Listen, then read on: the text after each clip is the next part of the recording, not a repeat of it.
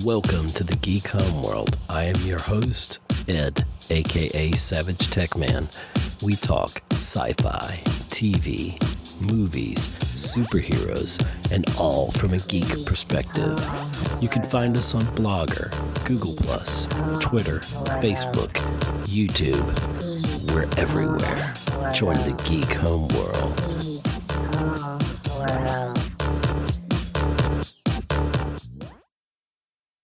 Hello, everyone, and welcome to a very special episode of the Geek Homeworld podcast.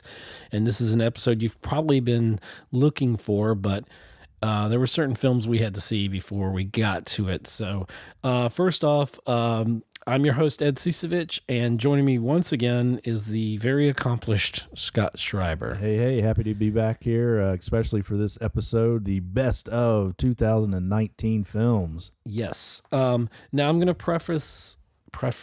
Yeah, that's a word. That's a way to say it. That's one way to say it. Something about this episode. Okay, if you're first time tuning into Geek Homeworld, which, by the way, we're at geekhomeworld.libsyn.com. We're on Facebook. You can go and like the page.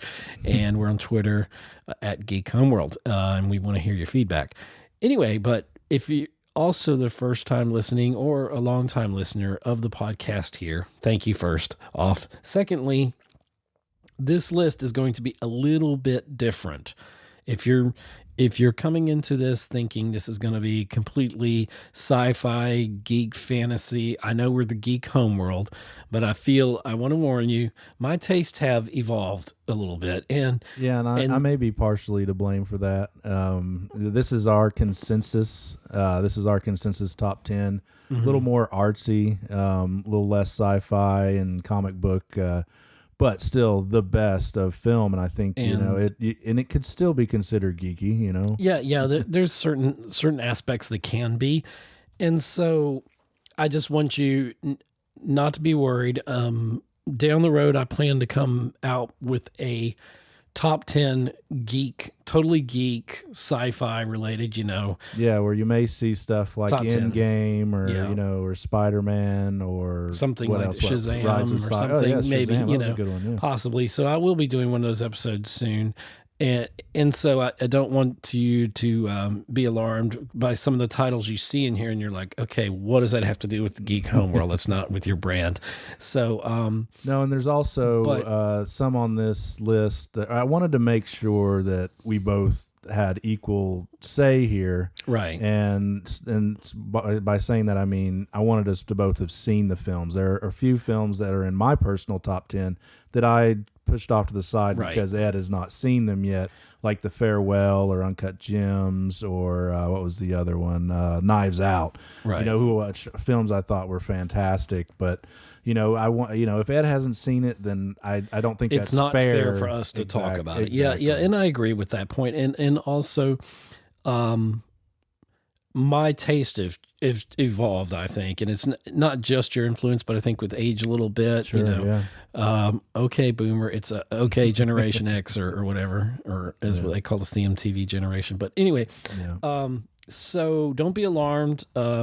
Everything you're in a safe place to get your geek on here, and but some of these films I really like a lot of intelligent films and films that are really touch me in a lot of ways, and so I think this list is comprehensive of both of us does that, and so hopefully you'll agree, and you may have your top 10 that's different than ours. That's fine. We'd love to hear your thoughts about it and what you think about ours. This is obviously subjective. This is what Ed and I really enjoyed this year. Right. And surprisingly enough, if it's surprising, I don't think it's as surprising, but Scott and I agreed almost on a list, 8?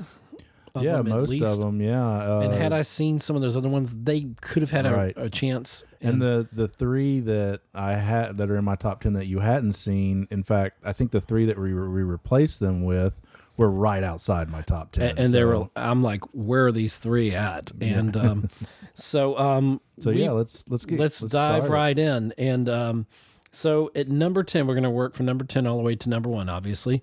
So this number 10, I always start to explain something, and then I never get to the title of it. Yeah, so it's important to start with that. It's important to start with the title. Marriage Story. Yeah, Marriage Story. And this was a Netflix film. If you got Netflix, you can check this out. It's directed by Noah Baumbach. I don't know however you want to say it. Written and directed by him. And to me, and it's about it's a love story about two people getting divorced. So I'd say 50% of America can relate to this. I was just saying before we started recording that, even if you're not married, even if you're single, we've all been in relationships of some sort, right? Yeah, and you can understand when a relationship starts out, it's wonderful, and then it falls apart. You grow apart. Different things in your life change your situation, whatever it is, and this film showcased two brilliant actors. Absolutely, Adam Driver and Scarlett Johansson. Yeah, and I was going to say Natasha Romanoff because yeah, right. So it's Kylo Ren and Black Widow are going through a divorce. Sorry, Ray. And whatever her name from what was it? Laura Dern's character in Star Wars, is Commander Hodo or whatever. Yeah, let's not talk about The Last Jedi. I don't want to get angry. She plays a divorce lawyer, and she's getting a lot of buzz. She looks like the front runner for supporting actress. But I think it's a shoe-in for Scarlett and Adam Driver to get nominated here. Definitely. Who knew Adam Driver could sing? There's one song where he sings, I think it's called Being Alive. He's having a Keanu Reeves kind of year, He really is. If there's an actor of the year, it would be him because of how many roles he's done this year. Obviously, But you're not saying that he's your best actor. He's not. I don't think so. I think that's probably going to go to Mr. Phoenix. Yeah. But because he was so great in this and so great in The Report, which is on Amazon Prime, and then even in Star Wars as Kylo, he did a great job there too, I think. And so to have those three films and be so strong this year, it really is his year. And you could say the same about Scarlett. She's great in Jojo Rabbit as well. I so wanted her to have something beyond Marvel. Yeah. And even though the Black Widow trailer looks awesome, and I know I'm going to see it and probably enjoy it, the range of emotion that she shows as an actress absolutely is on display here. I mean, they both are powerhouses. If you have not seen it, and by the way, spoiler warning in case there's something on this list that you haven't seen. We'll be respectful to a degree, I think, on one or two of these films that just came out. Right. We might be a little more respectful, but if there's been a couple months, we might slip up. And I guess what's really changed since last year's episode of this, our top 10 films, was the rise of streaming services. Sure. And this was a Netflix. Yeah, and it's looking like there may be 3 Netflix films up for Best Picture. I mean, may or may not be, but that's the change, the way we watch movies. And this was for me the best of the Netflix bunch. It's really reminiscent of Woody Allen films.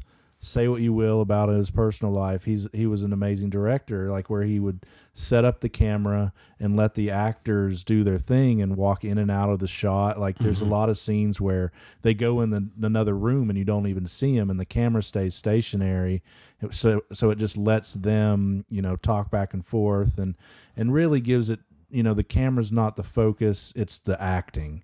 And that is the strength here of Marriage Story, the acting, and what a great script, a beautiful story. It really is just a love story, even though they're getting divorced. And Laura Dern in there was deliciously evil. I mean, she wasn't really trying to be evil, but I just thought her part was such a strong female part. I mean, and not to say just female, but I mean, she almost feels like a bit of a snake to me, where she's the best friend, but she's also a lawyer. Especially in contradiction with Adam Driver's lawyer, played by Alan Alda, who's very kind of, it just seems like meek and... But first, in all fairness, he did go to the New York lawyer. Yes. Who was going to go crazy. Ray Liotta, who gave a great performance and was going to go so over the top and take everything and all this and that. And divorces can be extremely messy, especially when a child's involved, like in this particular one.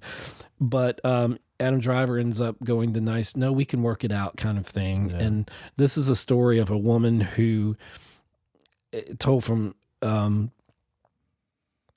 Scarlett Johansson's point of view that her career basically was off of Adam Driver's character. Right. He's like and a she never director. was She's herself. the actress. And yeah. so, and depending on the placement of when we said this, of how they tell Adam's story kind of first, and then they tell her version of it, or vice versa. Well, it's vice versa, where first you kind of see Scarlett's point of view and how Adam's kind of portrayed as the bad guy, and then in the second half of the film, it's Adam's point of view and kind of portraying Scarlett as the bad guy. So because you see that part last, I think a lot of people came away with it being I came away with that, where Scarlett's the bad guy. But I kind of saw it as it's a balancing act. They're both to blame, and and that's just that's kind of how marriages are. It's like you're not all perfect. So that was a great way to show that. Okay. And I think Noah Baumbach did a great job there. Yeah. And then his wife, or I don't know if they're married. Yeah, this is our segue, and this was not planned. But, but to move on to number nine. Number nine on the list. His partner Greta Gerwig directed the adaptation of Little Women. That's our number 9 film. Now, some people would say, okay, this has been done how many times? At least 4. Yeah. But what a solid cast, and that includes Saoirse Ronan, Florence Pugh, Meryl Streep, Laura Dern. Who else was it? Emma Watson and Eliza Scanlon round out the sisters. Great cast. Timothy Chalamet. Let's not forget don't forget the guys. The guys in it. Chris Cooper. Really great cast. Well done. And I was skeptical to an extent because this has been done many times. Right. But Gerwig really made it modern. She fleshed out a couple of the characters. I think Meg's character gets a little more meat on her bones as far as kind of making her an aspiring actress, not just someone who wants to get married. And then there's just the whole point of women owning their stories, and I love the whole meta moment where she's sitting down with the editor and is like, so who does she marry, or who does she end up with? And it's like, I really think she should end up with somebody, and she concedes to it. She says, okay, I'll have her I'll change the story, but she. In being a writer and getting into the writing game, and a lot of writers can probably identify with this, is that how she's getting ownership. That's a very 21st century thing, with digital media and other things, and owning your material that you create, owning your art, essentially. And she's like, no, but I'll take this certain percentage. And they're going back and forth on percentages and he's negotiating. He wants the copyright. He's trying to buy the copyright from her, and she ends up basically saying, no, I want to own my own piece of art. So, which is fantastic, and that's something, like I said, that's still relevant today. And so I thought that this had a touch of the modern, even though it touched on some things in modern ages, but.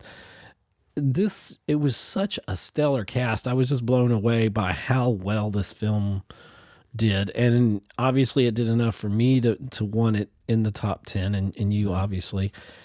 It's hard to deny when a cast puts together such great performances. Could be the best ensemble cast. Certainly one of them. I think I have it in my top 5 for ensembles. And in case you don't know, Scott breaks these down very intricately. You have your spreadsheet, which I'm envious of, because you've done this for several years. You really break it down, cinematography, every department, and I smell some episodes. Well, at the very least, I would love to post a blog putting out all my lists of the best of. I've been doing it on Facebook, showing it to those that are my friends. But then there's some posts you made, and we saw a movie recently that have made you rethink. Yeah, and we'll get into. And that's a little teaser for that film that's going to show up. And let me say that this is not the end all be all of top 10 list. Everybody has their own subjective, objective / subjective list. So this is just Scott and mine. Right. And there are other films list. that are outside the top 10 that we absolutely loved. I mean, hell, I'm looking at my list and like really the top 50 were good movies. Yeah. So, and you saw about 100 and... I did. I saw about 130 this year and it's on my list. I think I only saw about 61 and there were some other things I saw that didn't make the list, obviously. Yeah. And so I do feel well informed. And thank you to AMC A-List for letting me do that. Plus, we both wouldn't have been able to do it I'm basically allowed to see 3 a week, and I've taken advantage of that as much as I can. And plus, with the streaming services, you've got more to watch. But yeah, it's been a great year for movies. I thought that it kind of started off weak, and then we got Once Upon a Time in Hollywood, Booksmart a little early, and then come October, we really got hit with a lot of great films. But moving on, what's our number 8? Number 8 is Rocket Man. Yeah, Rocket Man. I was. You're not a fan of Bohemian Rhapsody. I think it's to say with Bohemian. Compare contrast. Yeah, I think that Bohemian's a good concert film. The music's great. It definitely. You'll come out singing the music and Rami Malek they shied away that character, but they shied away from who Freddie Mercury was, and that's what Rocket Man does so well. They do not pull any punches. Elton they John show Elton at his worst. He opened up the closet, and I don't mean that in any kind of he opened the door and said, "Here is me. Show everything. This is what I've been through." Right, and it was done in a fantastical kind of way, kind of dreamy-ish way on some of the sequences, which I thought were beautiful, which I thought really added to the film. I worried at first that it would be just that, or it would be a straight-up concert film. Right. And I was wrong going in. So they showed his addiction problems. They showed his struggling with his sexuality. Yeah. But basically, it starts off with him going to rehab. So, right away, you're seeing him at his worst. So, they did not shy away from that. Taron Egerton does an amazing job. I was about to say, yeah. I mean, we're just coming off the Golden Globe Awards where he won, which you can check. Last couple episodes, we had the nominations episode we did of the Golden Globes, and we also had our follow-up of the winners and not so good. I hate to say losers, but the ones that didn't get the award. Well. And but anyway, so yeah, Rocket Man. I mean, what Taron did in that film, he sang those songs, right? And that's versus why, Rami, right? That's why I hold this movie up a little bit higher, because you're actually getting the actors singing the songs, and I just think that is a more impressive feat. So if he does not get nominated for Oscar, I think I'll be a little disappointed, especially since they gave the Oscar to Rami for lip sync. And I'm a Rami fan, so I like him too. I just think that when you lip sync something, it's not a true performance, and especially not a winning performance. This is where we're going to have to eventually change the subject, because I agree with you partially, but I also disagree with you partially because. I just feel he encapsulated, even though he lip synced, because nobody could sing like Freddie. Yeah. And I think he encapsulated the role really well, but we'll let that be. But we're talking about Rocket Man. Yeah, back to that. It's directed by the same guy, actually, Dexter Fletcher. He took over Bohemian when the singer, I guess, got booted. But he did a great job with this. I think the fantasies are well done, kind of interwoven into.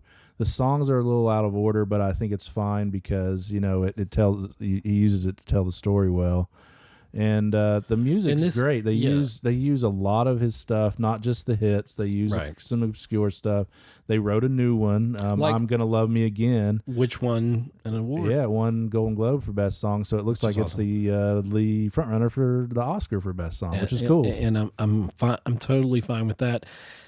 Now, this kind of, I think Bohemian kind of started the kind of music biopic-ish. We're going to see a lot more in the near future. And then Rocket Man showed that it was, you can get an Best Actor award off of the like the Queen one, and then we had Rocket Man, which really took it, I think, to a deeper level, absolutely, artistically and everything. and who doesn't love Elton John's music? And but then Bernie there were Taupin. Don't forget Bernie and Taupin. Bernie Taupin. He's Yes, a huge yes, part of this, definitely. Which they won an award together, which was awesome at the Golden Globes. But there were some other films that I felt were inspired by that. There was the Bruce Springsteen one that he kind of did. It was Blinded by the Light. And then there was Blinded by the Light, which was probably the best. And then we had Yesterday which was taking the Beatles. And Blinded by the Light was taking the Springsteen stuff. Yeah. But even Springsteen did for his new album he had out this year. He Western did that, Stars which I didn't see it. But it came and went so quick. Yeah, exactly. But there were some. I see a genre or something developing out of that. It's always kind of existed, but we're going to see a lot more. I think there's an Aretha Franklin one coming. There's a Michael Jackson one in the works, which evidently is going to not shy away from the accusation. Yeah. So that'll be interesting. I think there's a David Bowie one, but that one, I don't think they have the rights for the music, so that can't be good.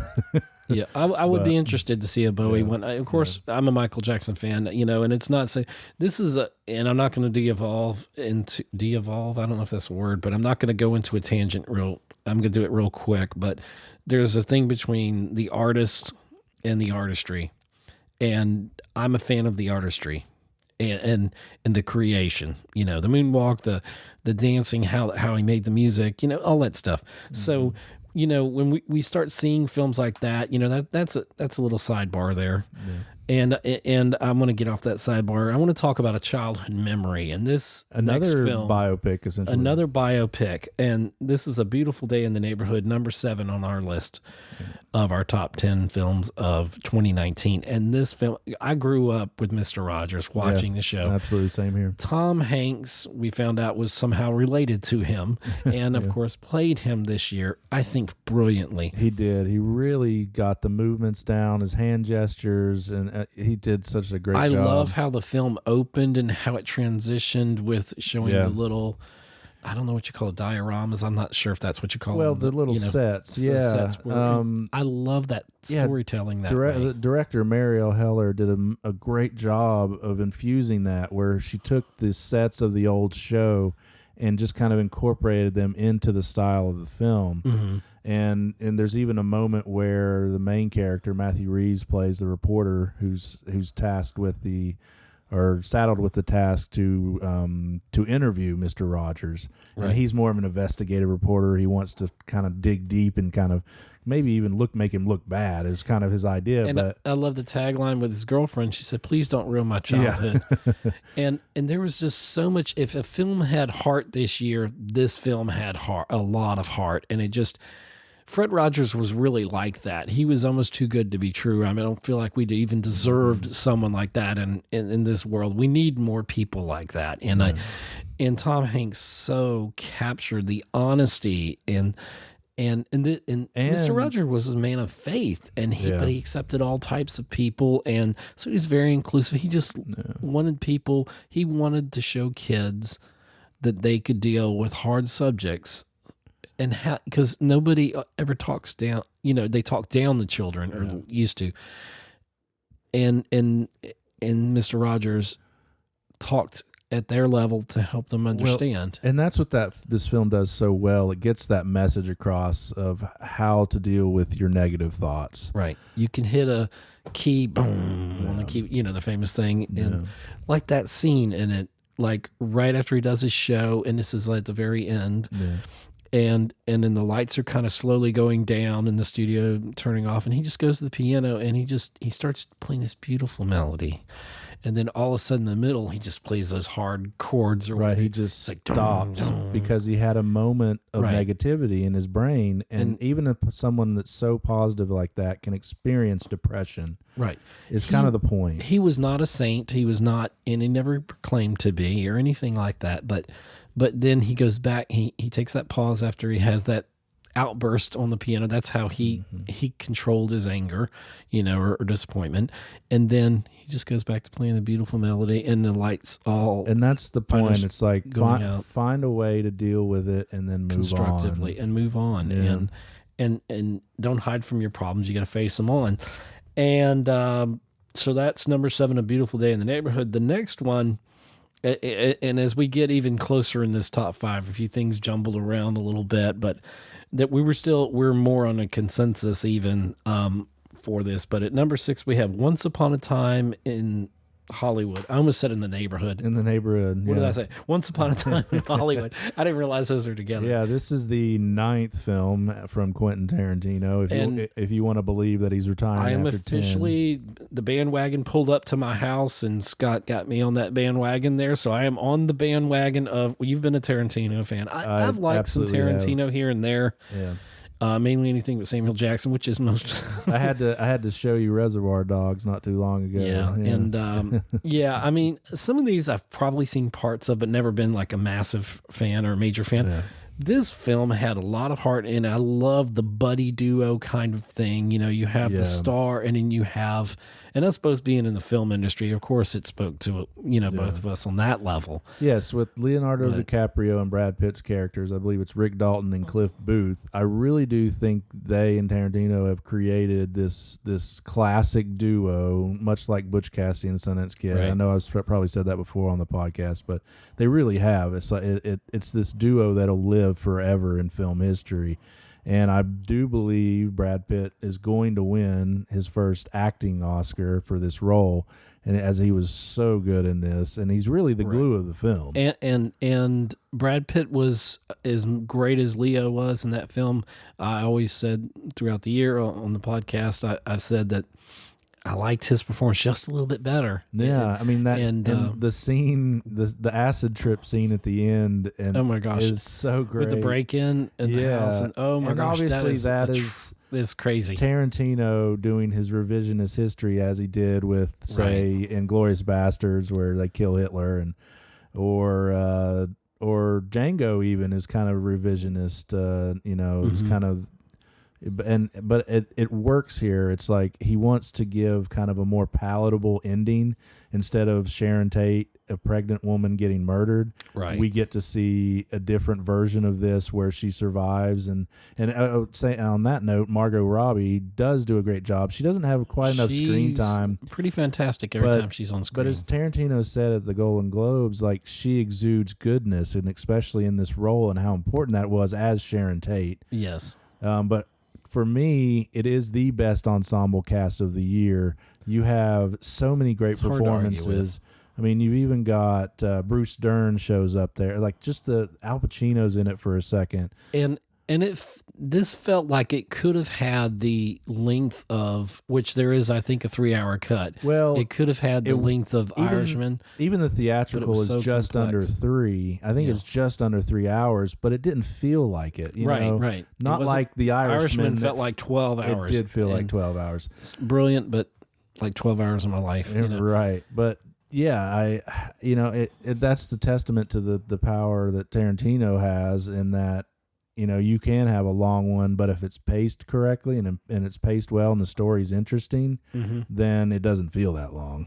Exactly. And, unless you have any more to talk about, I want to move on to the next one. Well, I think there is, because every facet of this film is great. It's funny. It's kind of landing on like every one of my lists. Screenplay. Well, you said that, yeah. And the Golden Globes, it seems like coming out of that, right. Tarantino looks like he might be heading to Oscar territory. Yeah, I mean, he's won before for screenplay. But he's never had a film win Best Picture, and I think Pulp Fiction might have had the best chance, but that was also the year of Forrest Gump. There's definitely a couple ones coming up, or films that I could argue could be the best screenplay, but this was really good. Yeah, and I mean, he uses songs so well. Yeah, he is the master of the soundtrack. There's just so many moments, like musical moments. And they can be obscure stuff maybe you hadn't heard. Yeah, absolutely. And I found myself Shazamming things and saying, okay, what's that song? He must have the greatest vinyl collection ever. And he just thumbs through it. But yeah, those are my 2 cents. It's a great movie. I can't wait to see what he does for his 10th film. whether it's Star Trek 4 or not. I wanted to see something original. I would love to see something. I would be or all on board with Kill Bill 3, but that's just me. I've seen the videos where they put them together. It's really, he's got like 4 more movies. I mean, you put them together, Kill Bill 1 and 2 or whatever, and you're actually one. I think that's widely considered one. So, what's number 5? Number 5, this movie you convinced me to go to. I would never had gone to this on my own, and I'm glad that I did go. And it's very high on our list. And at number 5, what is it? Midsommar. Midsommar. Not Midsummer. Yeah. That would be a different film. That's but this was the director's cut, and that's all that was available here in Savannah. Yeah, directed by I'm glad. Ari Aster, who did Hereditary, if you're familiar with that film, Toni Collette. Did a great job. This is definitely horror, I would say, as well, a little more thriller. There's a part where I definitely winced, or a couple parts. I almost couldn't look at the screen, and so it's not for graphic, kids. Yeah, but a hard R. Talk about the performances. Florence Pugh. This was, as I said, with Adam Driver being the actor of the year. Florence Pugh is the actress of the year. Not only does she have this performance, which there's that moment at the beginning where she learns that her parents and her sister have died, and she's just on the couch, just like crying uncontrollably. I felt it absolutely. And there's a couple more moments like that later on. What a performance for her! I don't think she's going to get nominated for an Oscar, and that is a crime to me. She is so good in this. And then she also had, when I say she's the actress of the year, she also did Fighting with My Family, where she plays the wrestler, and Little Women. We mentioned her earlier. Like, I think she could easily be up for supporting actress for that, where she plays a 13-year-old and what's the name of the character? Oh, goodness. Amy. Yeah. Amy March. And then she basically goes from 13 to 20, and I thought she did a great job doing that, because when she's 13, she's, this petulant little child. But anyway, back to Midsommar. What a performance from Florence Pugh. Incredible. You also have the supporting actors, Jack Rayner, Will Poulter, and William Jackson Harper, the kind of the buddies that go along with her on this trip. Because she's in a relationship with the Jack Rayner character. He reluctantly brings her along, kind of forced into it because she's gone through this tragedy. And then there's this basically it's this cathartic story that goes on within this cult, essentially. Right. And my God, and what a powerful ending. I don't want to spoil it, honestly, because I don't think everybody's seen this film. But what an ending to this film, and it all comes together perfectly. There's a lot of religious undertones, obviously, with sins and what is this person's sin? What is it? Because there's some social commentary definitely in this film. There's definitely with the 7 deadly sins, probably all of them are represented here. Definitely envy, is in there, and pride, and so. It's a really unique script. I've never seen anything like this movie, Midsommar, and I hope that if you haven't seen it, go check it out. It's almost hard for me to even classify this film as what it is. Yeah, and that's a good thing. You're right. It's not strictly horror. Right. It has horror elements. It's not horror for gory sake of horror. Yeah, even though there are, I think, 2 gory scenes. There's at least a couple that, like I said, I couldn't really look at the screen. I did, but I'm just not a gore kind of person. But it makes sense in the story. It has purpose. Those scenes and everything about this film. I was drawn into this crazy world that this film inhabits, and I don't know that there's a sequel in it, because that ruins everything. But there's definitely not a sequel. Do not ever try that. Or please don't. The story is complete. It's one that'll stand alone. And what a great film. I feel like it's going to be one of those films that's going to, for years, is going to be talked about. And if you haven't seen it, you have to search this film out and find it. Yeah, I think it could, there's a cult in the film, it could be one of those cult movies that grows in, over time. Right. Now, our next film, because that was number 5, Midsommar, director's cut. number 4 on the list, and I said this, and I don't want anybody to take this the wrong way. I put a post on Facebook and said that if you don't consider this film in your top 10, then your top 10 list isn't done. Of 2019. Of 2019. Right. And we and purposely... that was, yeah. And that was not a knock on anybody. Please understand that. It was not. That's just me boasting about how great this film was. And we purposely held off doing our top 10 of the year of 2019 so we could see this film, and that film is 1917, Sam Mendes's war epic.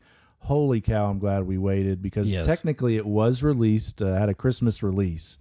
And so it is considered a 2019 film, but it was just released yesterday wide. Right. So, and we saw it last night, and holy cow, what an achievement of filmmaking, cinematography, production design, acting, directing, everything, sound. Oh my God, what a great movie this is. And the technique of it, the one shot.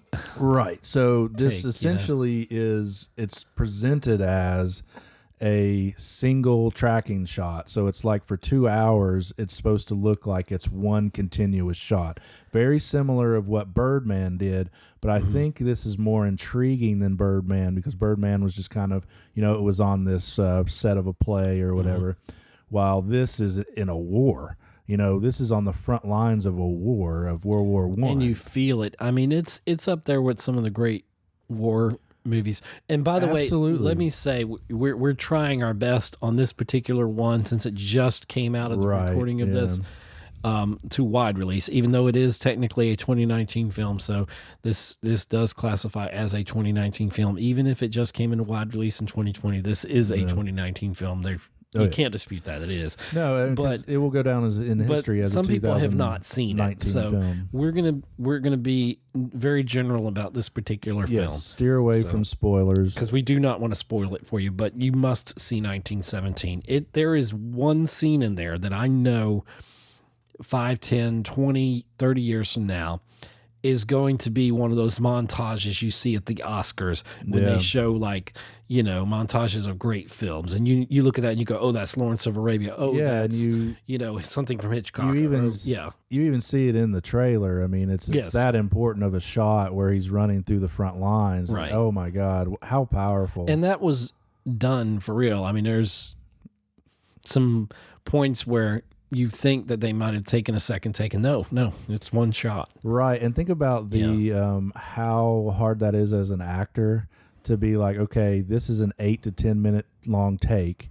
If you mess up at the 6th or 7th minute, we got to go back to, start from one and redo all this. Reset and redo. So I'm a little surprised George McKay, I believe is his name, the lead here. I'm surprised that he's not getting more recognition here, but it is, again, I think we've talked about that it's a really tough year for lead actor. And I was not sure who the lead in this was from the marketing, and I don't want to say any more. No, and they're both territory. Great, but I would consider McKay the lead. But the other guy, what's his name? Dean Charles Chapman, and he was the last Tommen who jumps out the window in Game of Thrones. Yeah, there was that connection we have there with the Game of Thrones on that, or they do in the film, right? And there's 4 great cameos. You see Colin Firth and Benedict Cumberbatch in the trailer. I won't spoil the other 2 cameos, but so you've already seen Cumberbatch and Firth, but they do a great job. It's another great job by a cast. I don't know if it makes my top 5 because it's really about these 2 characters that go on this mission. Mm-hmm. So, but what a feat of filmmaking! It really is, and the choreography of it definitely reminds me of obviously Birdman with the single tracking shot, but also like a movie like Gravity, where you really have to choreograph what's happening, for a 10-minute take, and just astounding, really well done. There's not much I can say about this. I think it's an instant classic. Yeah. It's not one of the best films of all time. I mean, it could be. It's hard to judge anything that like say we're gonna do our best of the decade. Right. Each decade we're gonna come out and do that. I have a hard time putting anything from this past year in that conversation because I want time to tell. Right.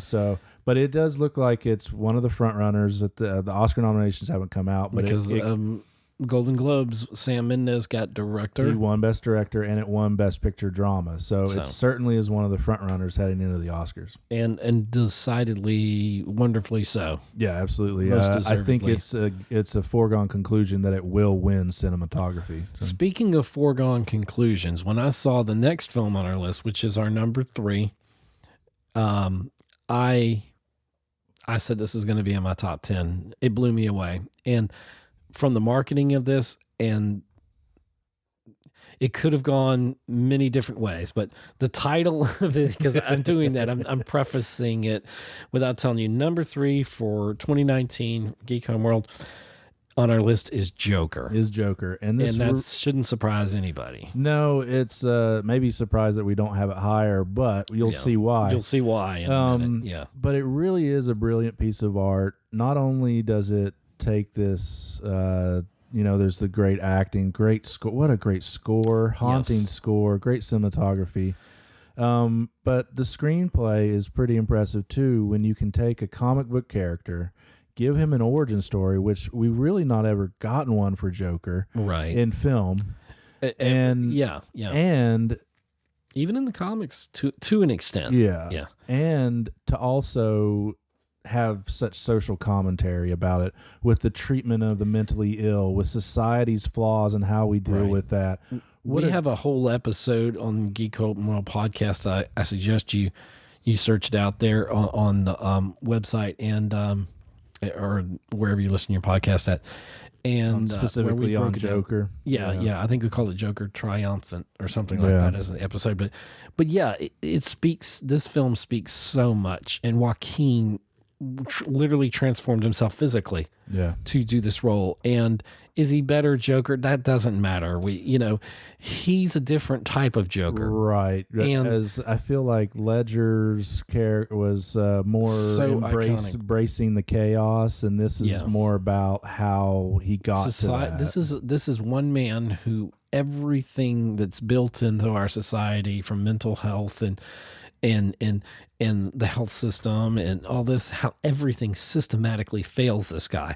And this is a worst case scenario where someone with a bit of mental illness, and rightfully so, if you see some of the stuff he went through, his character, Arthur Fleck, it's just, it's such a sad, but it's a brilliant piece of filmmaking. It just shows how the systems that are put in place failed him. And people, it didn't, I like the fact that it didn't have Batman in it. And I don't think that's a spoiler at this point because it's already out on video and everything else. But, and who hasn't seen it, because it made over $1 billion. This was a big risk for DC. DC was, floundering after Justice League and all this other stuff. And there were some fans that said, "Oh, it's not comic booky enough," but I don't care. Even if this is a standalone, which it deserves to be, and and hats off to, and we haven't mentioned the director here, Todd Phillips. Exactly.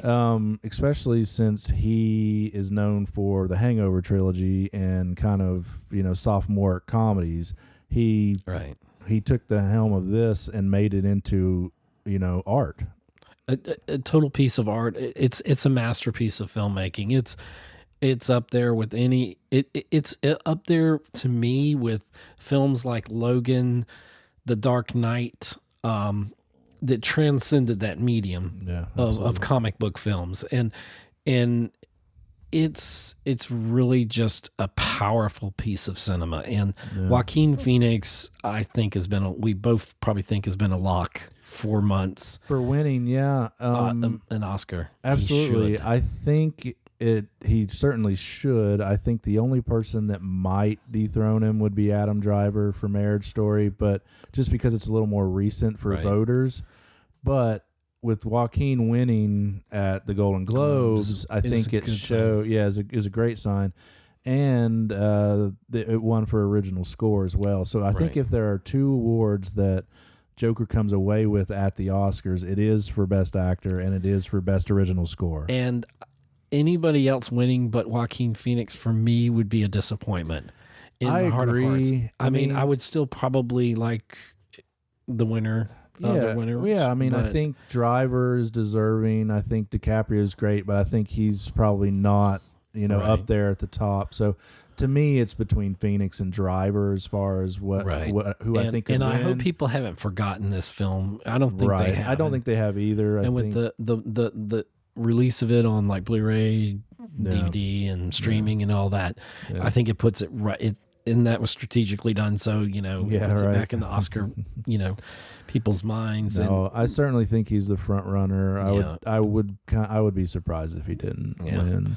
So number 3, Joker on our list. Now we come into the last 2 films on mine were flipped. Okay.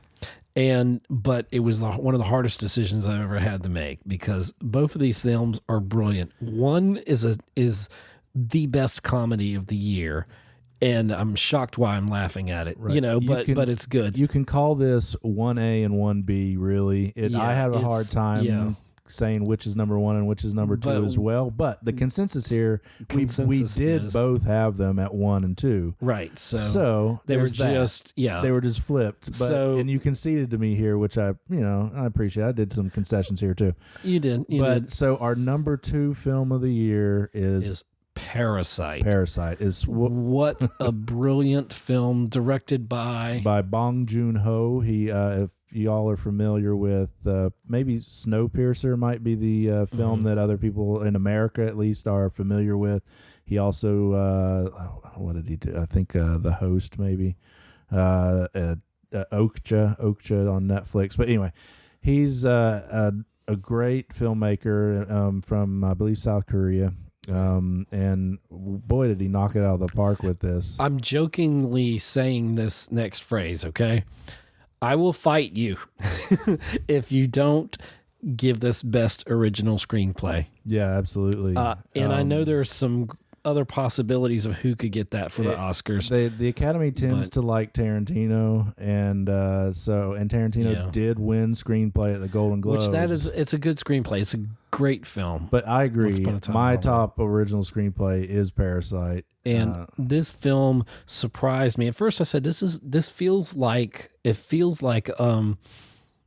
and I didn't mean this in any demeaning way, but it felt like a student film, kind of. It felt like a very independent type of film, but it was much more higher quality, obviously.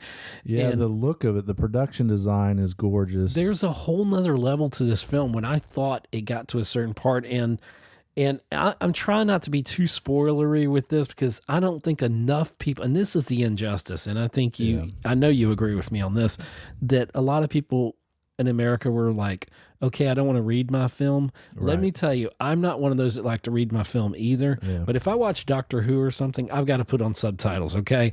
Just because of the accent. And that's just me. But I did not mind that I read some of this film, but you don't need to read this film to see this film and enjoy it for the fantastic storyline that it has. And there's so many levels to it. Quite literally. There are some levels to it. Absolutely, because it's really about the class structure and how society is broken into the classes. Because you follow this basically, lower class family who works their way into the wealthy family as, their driver or their teacher, just kind of as, or their housekeeper, and how they infiltrate the wealthy family and try to take the house from them. And it's like, it's one sibling gets the mother hired, the father is the driver, and then the sister is something. She's the teacher. Yeah. No, he's a tutor. He's the tutor. And then he gets the sister in for something, and then the mother, and I'm like, wow. But you really, and that's one level of it. But then you really care for this family who's really just trying to get by. You see them in their sub basement. They're literally below ground, beneath. And that's the great. There's so many comparisons and levels. Right. The symbolism in this film is great because you definitely have the lower class family who's essentially living, just underground. And then when you get to the wealthy family's house, you have to go up the steps to get into the house. So there is this symbolic this physical symbolism that you see. Obviously, there's the idea of the rock. There's some symbolism there. Water is throughout. The thing is, I want American audiences to grow up and see this film. Don't let what you think this film is. This is more than a foreign language film. Right. It's the reason why I really have it high on the list is because it makes you feel every single emotion there is. You laugh, you cry, you're scared at a certain point. You feel empathy. Empathy, absolutely. And it balances that so well. But, most of all, it does make you laugh. And Bong Joon-ho said it best at the Golden Globes. He says, if American audiences can get past that 1-inch barrier of the subtitles, then they'd be introduced to so many more great films. And he's right. I almost want to say, just looking at the list, we've got it right next to Joker. It almost complements Joker in a way. I feel like yes, absolutely, with the idea of class structure, and absolutely, and just seeing the worst parts of people and in this film, the desperation of this family to just get up to that level where they're not literally drowning, to quote unquote make it, to make it, to just the American dream, whatever you want to call it, and even though it's not really set, is it set in America? No, it's Korea. Okay. Sorry. But anyway, the dream of everyone just being able to be sustainable themselves. Anyway, so that's number 2, Parasite. So that's 1B. That's 1B basically. Now 1A, the funniest film of the year, hands down. And this is a podcast run by a Catholic, myself, and you are Jewish. Yep. And I saw the trailer to this, and I'm like, this is a zany film. I don't know if I feel comfortable with going to watch this. We went and watched it together. But I gave you free reign as a Jew. I gave you free reign to laugh at it. Okay, well, thank you for that. I would have laughed anyway. And that movie is the movie is Jojo Rabbit, our number 1 film of the year. Yeah, Taika Waititi. Very good. I finally got it. It took about 10. Director of Thor Ragnarok, probably the best Thor in Thor: Love and Thunder. And he also did What We Do in the Shadows before that, which is a really funny vampire satire. He's also directed the last episode of The Mandalorian on Disney Plus and played IG-11. Yeah. And I love them as that. Yeah. In this film, he plays Hitler. He does, and he does it so well. There's I would put this up against a Mel Brooks film. Right. And I think I said when I first reviewed this film that Charlie Chaplin and Mel Brooks would be very proud of Taika Waititi and what he did here. He was able to balance, the reason why it stands so high on my list is you've got a Holocaust comedy. And how do you I'm laughing because how do you make a Holocaust comedy? And he did it, and he balanced the tone so well between comedy and drama. Because there was drama. Yeah, we're not absolutely. We don't want to undersell the drama because the drama in there, there's some very poignant moments in this film. Yeah. And this is one that we almost went back to see a second time. The wife and I, and and I think it is coming back to one of our local art houses here soon, and we may go see that again. Well, when Oscar nominations come out, it may get a re-release. Who knows? Which, if you have not seen Jojo Rabbit, you owe it to yourself to watch this film. It doesn't matter who you are, where you're from, what your background is. Go into it understanding it's a satire. It is a satire. It's okay to laugh at it. That's something I was watching. We were watching the Dave Chappelle Mark Twain prize that he won, and he talked about cool. He talks a lot in his comedy about not being able to laugh at anything in this especially in this country in the U.S. Yeah. Where's that sense of humor gone? We can't. Yeah. We're so trying to be politically correct and this and that. But the thing about Jojo Rabbit is it takes this very sensitive subject and almost in a totally different way than A Beautiful Day in the Neighborhood does. How that allows kids to deal with very harsh things. Yeah. Jojo Rabbit allows adults to look at the terrible Holocaust of the Jews and Hitler and all of this. And the point of the film is that hate is absurd. Right. And so we're laughing at the absurdity of this child who's been he's a Hitler Youth, so he's basically been indoctrinated to the point where his imaginary friend is Hitler. Yeah. So, which is crazy. And what great performances. You have Roman Griffin Davis as the kid there. I don't know the name of his buddy. You love the buddy is he's my funny. favorite part of one of the favorite parts. And he's like there's like the one point where he has the rocket launcher and he's like shoots it in the building by mistake, but he's just so it's like just a kid, and he's such a good friend. It is not a good time to be a Nazi. Yeah, it's like, and you're like, oh my gosh, I'm laughing at this, and after a while, you're like, I don't care. This is funny. This is good, and Taika does something exceptional, and other great performances. Scarlett Johansson is the mother. She gives another stellar performance this year. You've also got Sam Rockwell in there and Rebel Wilson. Right. Just great performances all around. The balance of the tone by Taika. What an amazing job. He walks such a tightrope brilliantly. Because it is, and Thomasin McKenzie, who plays the Jew that's hiding in the crawl space there. And I love that moment when she comes out and it's like a horror movie where she her fingers come around the corner like that shot that's in every horror film, and they throw all these misconceptions of what Jews are or what they were called back then, the bad names and stuff like that, and their perceptions that they were monsters and they would where are eat your children. Yeah, where are your horns? and you're like, oh my gosh, but it's that refreshing look and take on such a serious subject that is just done so brilliantly. And it's really never, I won't say never been done before, but it's rarely been done. Obviously, we referenced Chaplin. He did Great Dictator. Mel Brooks kind of spoofed it in The Producers with Springtime for Hitler. You also have, what's the one, Life is Beautiful. Life is Beautiful. Which kind of balanced Roberto Benigni, where it balanced a little comedy there. But I don't find that film as funny as Jojo Rabbit, and that's, this is so hilarious. But it also, again, as we said, balances that tone. There are poignant moments. It will make you laugh. It will make you cry.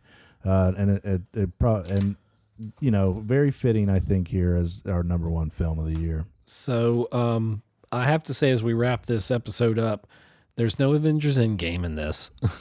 I just honestly love the film, but when I saw this latter half of 2019 had such brilliant films in it on Netflix and in the theaters that there was no way it fit. It didn't fit with this. It just didn't feel right. And that's not to take anything away from Endgame.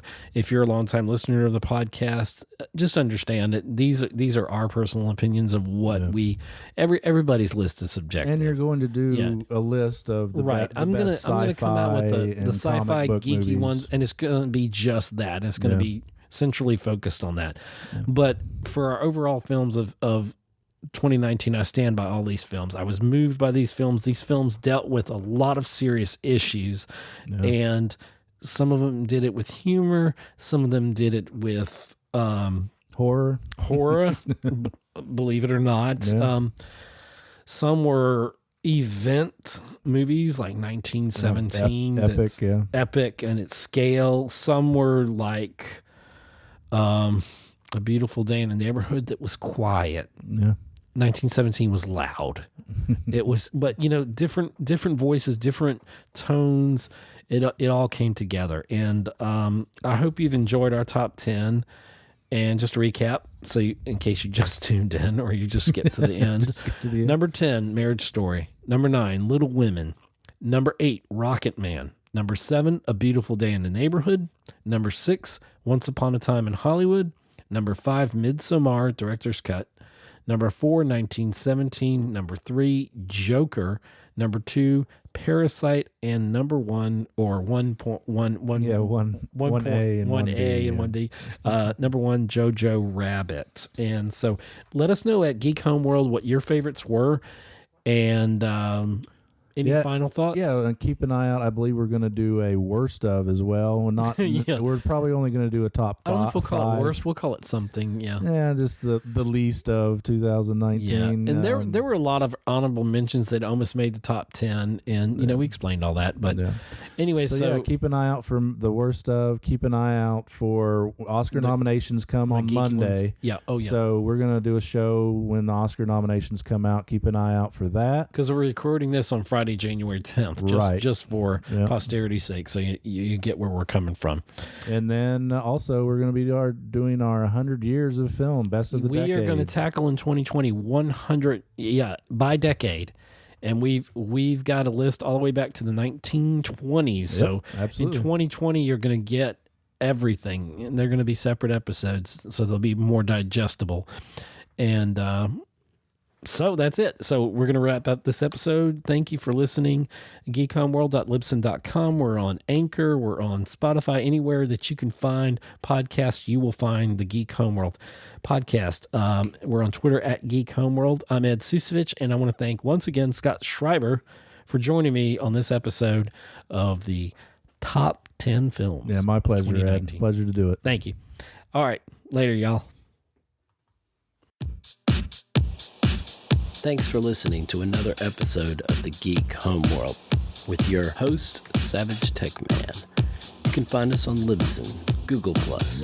Follow and interact with us on Twitter. Like us on Facebook. Listen to us on iTunes and leave a review. Subscribe to us on YouTube. Read our thoughts on Blogger. See you again on the Geek Homeworld.